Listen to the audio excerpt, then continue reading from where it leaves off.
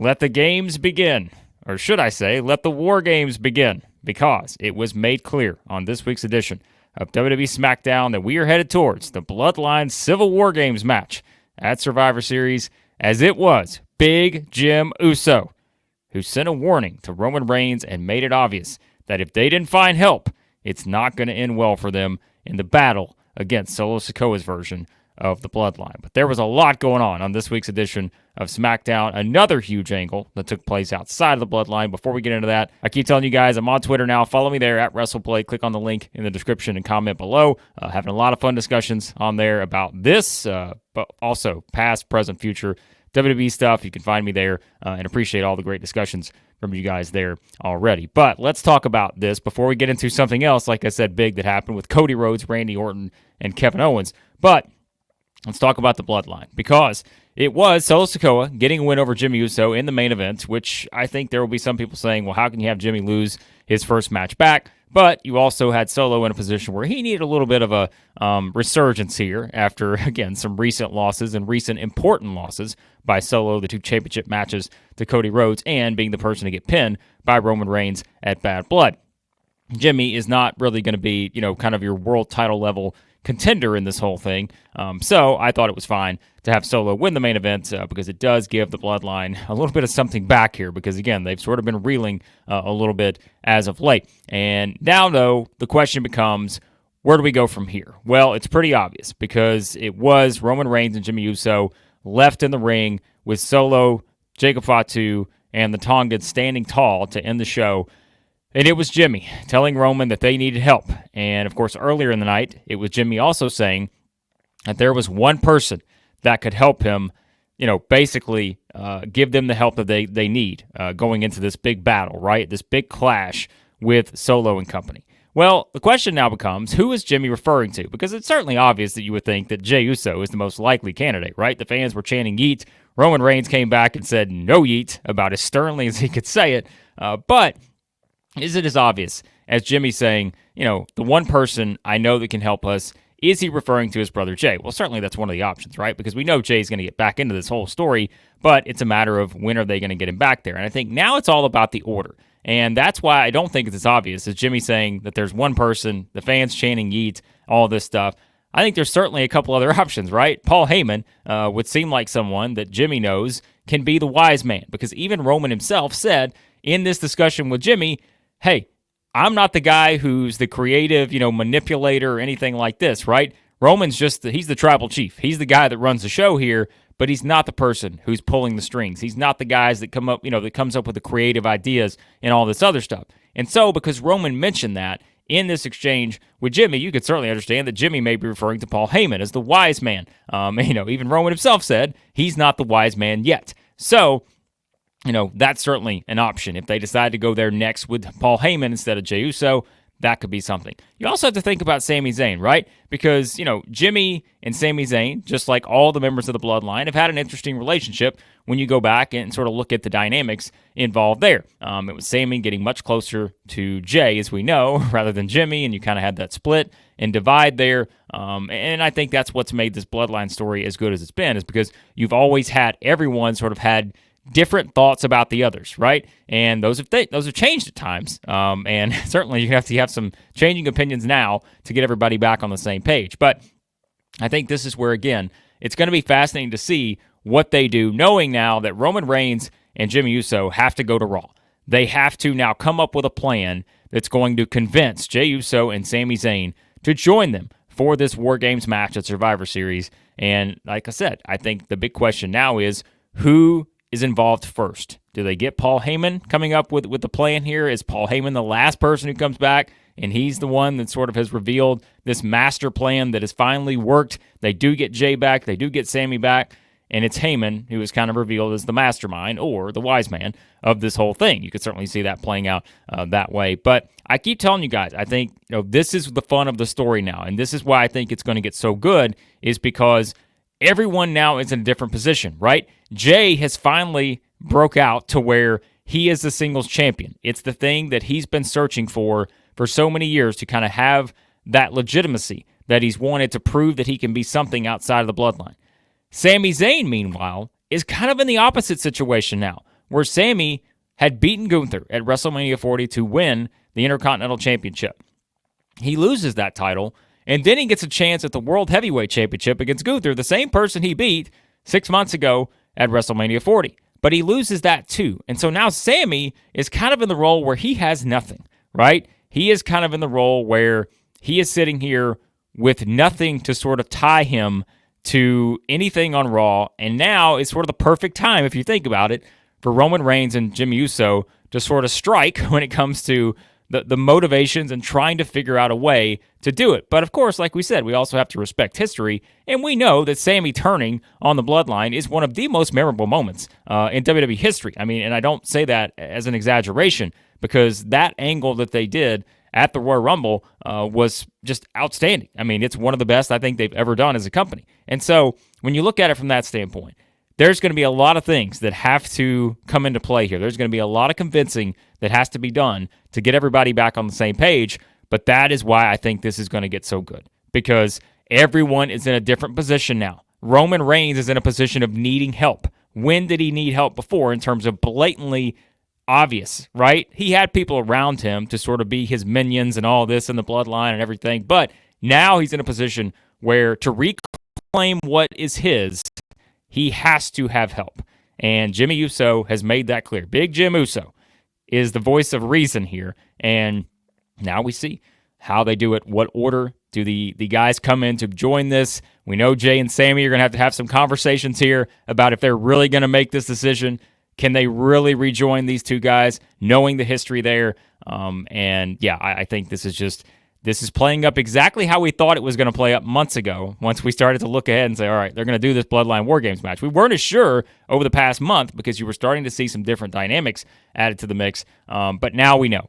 We're going to get it, Bloodline versus Bloodline, and it's going to be fantastic. And I think, again, the next little while of TV here on Raw and SmackDown, I like the fact you're going to be able to have these guys jumping back and forth. Look, we saw Rhea Ripley on this show. We'll mention that in a second.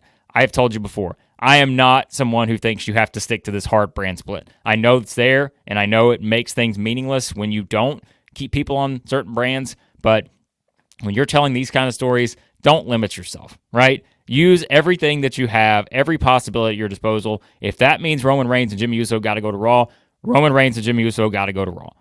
If that means Sami and Jay got to go to SmackDown, they got to go to SmackDown, because it's all about telling the bigger story and getting the biggest match out of it.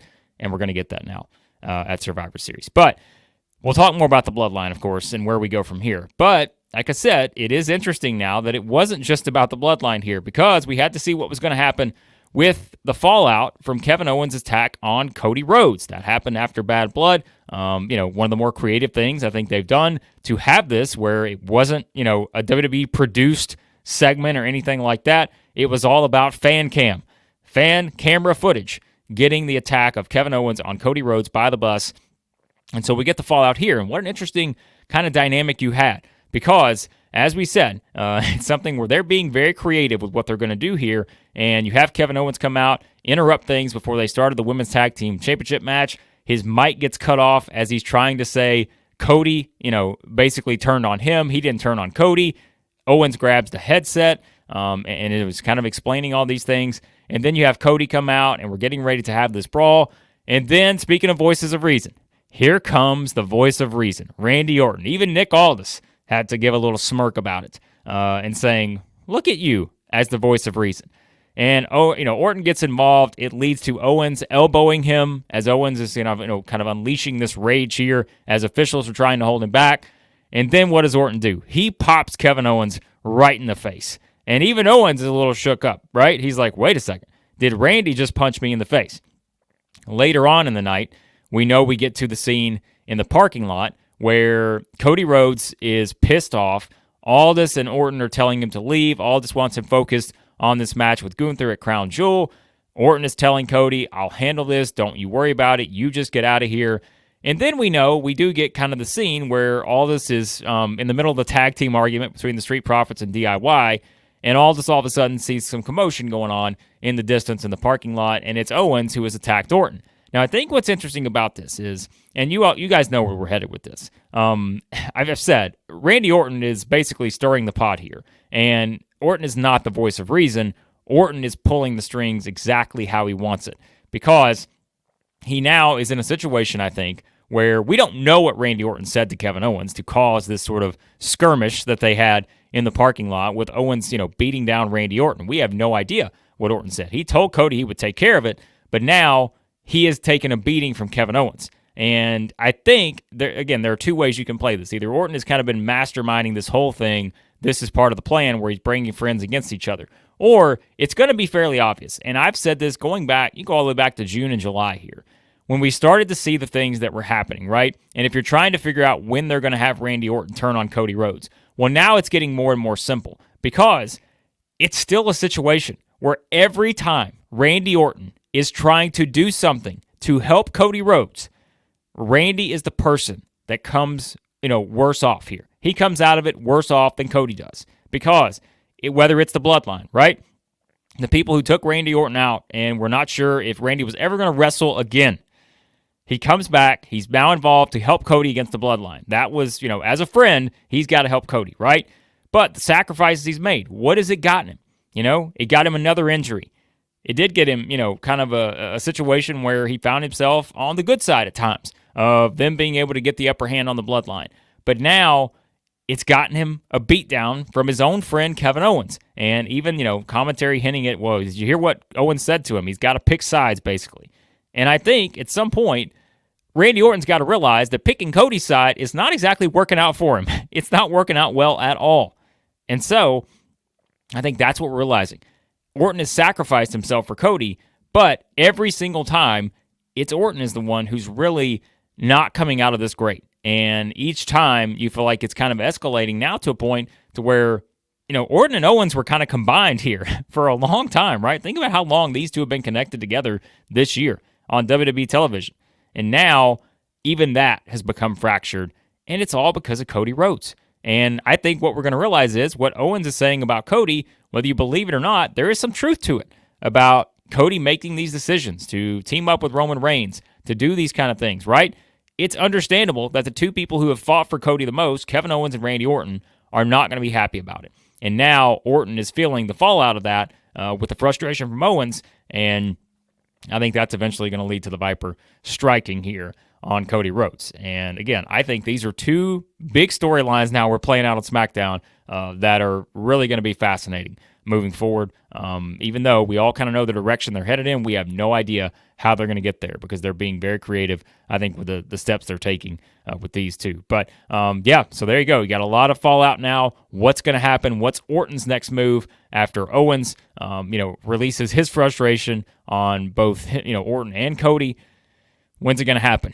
When is it going to be enough for Randy Orton to realize that every time he's doing this, it's not ending well for him, and he's going to have to also, I think, make it clear that it's Cody's fault, and we'll find out when Orton decides to release that frustration as the Viper. But elsewhere on SmackDown, again, those were kind of the two main things here, but you did have Naomi pinning Nia Jax. That was kind of an interesting development to have her get the pin, so you would think that's going to line up a match for Naomi against Nia for that championship. But you also had, like I mentioned, the brand split, all this other stuff. It's Crown Jewel season. You got these sort of crossover matches. But you did have Liv Morgan and Dominic Mysterio and Raquel Rodriguez here, which of course led to Rhea Ripley coming out and attacking them to kind of get some of her revenge on what happened at Bad Blood, coming out of that match. And again, I think you've got a lot of interesting dynamics here moving forward because you've still got Tiffany Stratton right there. Nia Jax is getting more and more kind of physical with Tiffany now